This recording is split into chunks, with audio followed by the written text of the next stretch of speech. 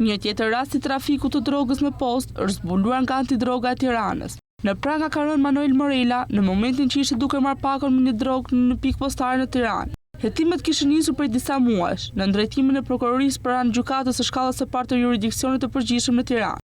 Në kuadër të operacionit u arrestua 23 vjeçari Manuel Morela, shtetas italian me banim në Tiranë, i cili u kap në flagrancë një zyrë postare teksa merrte një pako të dyshim. Nga kontrolli rezultoi se brenda pakos ndodheshin rreth 475 gram lëndë narkotike e dyshuar se kanabis sativa me përqindje të lartë, që dyshohet të jetë trafikuar përmes postës nga Shtetet e Bashkuara të Amerikës.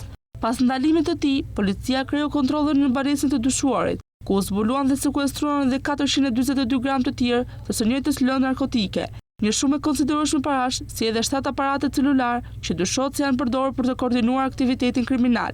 Në total u sekuestruan 917 gram kanabis sativa me vlerë të përafërt 320.000 euro. Të gjitha provat materiale janë referuar prokurorisë së Tiranës, e cila po vijon hetimet për të zbuluar të tjerë persona të përfshirë në këtë rrjet të mundshëm trafikimin ndërkombëtar.